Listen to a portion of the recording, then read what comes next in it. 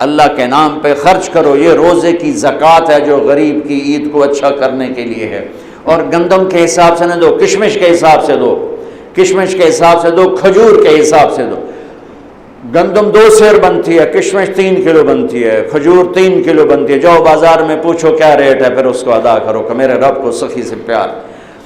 حنین کی جنگ میں فتح ہو چکی، مال غنیمت کٹھا، پوری وادی بھری ہوئی تھی اونٹوں سے، 100 اونٹ وادی میں کھڑے تھے۔ صفان بن امیہ اوپر سے کلمہ پڑھ چکے ہیں، اندر سے منافق ہیں۔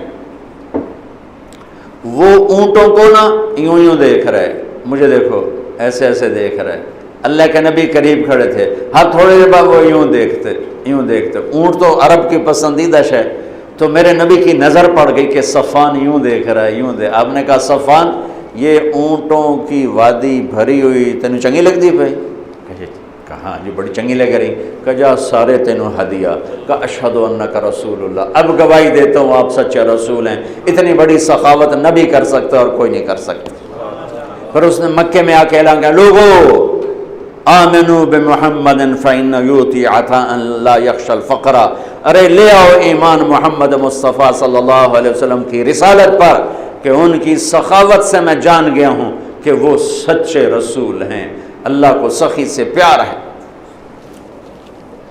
عبد الرحیم خانہ جا رہے تھے دلی سے آگرے، تو شام کو پڑاؤ ڈالا، یہ جہانگیر کے بھی وزیر تھے، اکبر کے بھی وزیر تھے، تو پڑاؤ ڈالا اور خیمے لگ گئے، نوکر چاکر دربار لگ گیا جنگل میں۔ تو ایک فقیر گزرا، اس نے دیکھا تو کہنے لگا، منعم بکوہ دشت بیاباں غریب نیس، ہر گاہ کے خیمہ زد و بارگاہ ساخت۔ یہ مالدار لوگ بھی عجیب ہیں، یہ سفر میں بھی اپنے گھر بنا لیتے ہیں، یہ کسی جگہ بھی پردیسی نہیں ہوتے ہیں، دربار لگا لیتے ہیں۔ خانہ نے فرمایا اس کو 1 لاکھ روپے انعام دے دو۔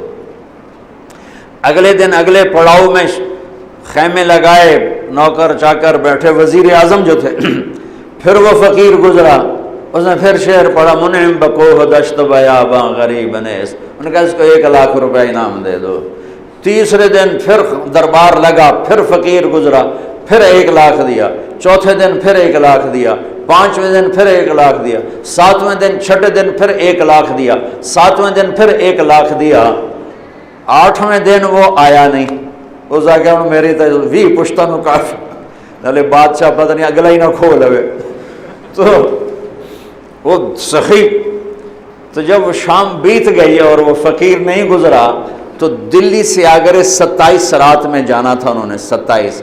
تو شام کو فرمانے لگے، بھائی بڑا ہی بخیل نکلا، ہم نے تو 27 لاکھ اس کے لیے الگ کر دیے تھے، 27 جگہ پڑاؤ تھا، کہ ہم نے تو 27 لاکھ اس کے لیے الگ کر دیے تھے، وہی بڑا بخیل نکلا۔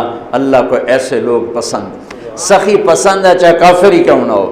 کسریٰ نوشیروان کا پوتا خسرو پرویز، اس کے دربار میں ایک مچھیرا مچھلی لایا، اس کو بڑی پسند ہے، انہوں نے کہا اس کو 4000 دینار دے دیا۔ 4000 دینار تو کئی کروڑ روپیہ بنتا ہے۔ تو اس کی بیوی شیری نے اس کے کان میں کہا، یہ کیا کیا ہے، صرف مچھلی پر اتنے پیسے دے دیے، یہ تو خزانے پر بوجھ ہے، واپس لو۔ کہا میں بادشاہ کیسے واپس لوں؟ وہ کہنے لگے اس کو بلاؤ، اس سے پوچھو یہ مچھلی نر ہے یا مادہ؟ اگر وہ کہا یہ نر ہے تو ہم کہنا ہمیں مادہ چاہیے تھی، مچھلی واپس لو، پیسے دو۔ اگر کہ یہ مادہ ہے تو تم کہنا ہمیں نر چاہیے تھا، مچھلی واپس لو، ہمارے پیسے دو۔ انہوں نے کہا ہاں یہ میں کر سکتا ہوں۔ انہوں کو بلایا، انہوں نے کہا ہاں بھائی یہ مچھلی نر ہے یا مادہ؟ وہ بھی کوئی بڑا سیاںا ہے، اسے کہا حضور یہ ہیجڑا ہے۔ اسے کہا 4000 اور دے دو، 4000 اور دے دو۔ 8000 دینار تا 3 پشتن دی رقم ہے۔ اس شیریں کو بڑا غصہ چڑھا کہ تو اگلے نالوں بھی کم خراب ہو گیا۔ وہ 8000 لے کے جا رہا تھا تو 1 دینار گر گیا، تو اس نے وہ اٹھا لیا۔ تو شیریں نے کہا دیکھا کتنا بے غیرت کنجوس ہے کہ 8000 دینار لے کے جا رہا ہے، 1 گر گیا ہے وہ بھی نہیں چھوڑا۔ ایسے بخیل کی کبھی قدر نہیں کرنی چاہیے، سارے پیسے واپس لے لو۔ اور وہ اپنی شیریں سے بڑا دبتا تھا، انہوں نے کہا پھر بولا آیا بھائی، ارے تجھے اتنی دولت دے دی، 1 دینار گر گیا تھا کیوں اٹھایا؟ کہ حضور اس پہ آپ کا نام لکھا تھا، کسی کا پاؤں پڑ جاتا بے ادبی ہوتی، اسے کہا 4000 اور دے دے۔ اللہ کو سخی اچھا لگتا ہے چاہے کافر ہی کیوں نہ ہو۔ یہ الگ بات ہے کہ اس کی سخاوت اسے جہنم سے نہیں بچائے گی، لیکن عذاب میں کمی ضرور ہو جائے گی۔ تو میرے رب نے سخاوت کو پسند کیا، بخل سے نفرت کی۔ میرے نبی آپ نے فرمایا اللہ الاجود الاجود وانا اجود ولد آدم، سب سے بڑا سخی اللہ ہے اور اللہ کے بعد سب سے بڑا سخی تمہارا حبیب ہے۔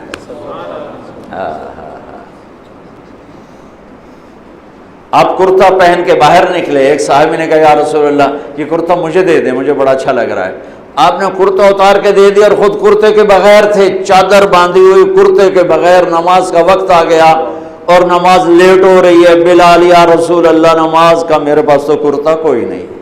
اللہ اکبر۔ تو صحابہ نے اس کو ڈانٹا، تجھے شرم نہیں آئی؟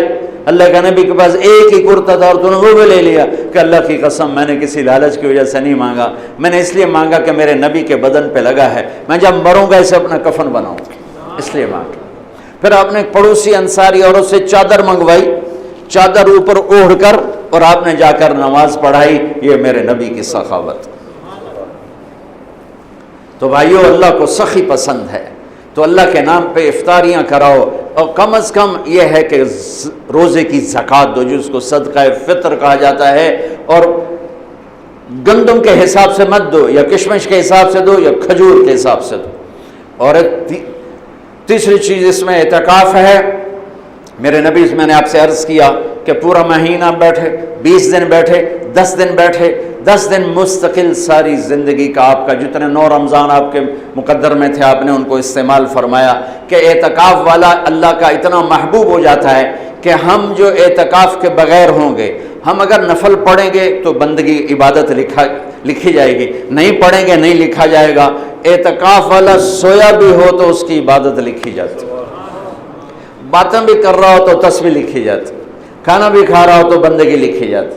اور اللہ کے در پر وہ آ کے بیٹھ گئے ہے، اور اللہ تعالیٰ فرماتا ہے تو میرا بو ہی مالتے بہ گئے، چلو جو منگتا ہے دے دو، جو منگتا ہے دے دو۔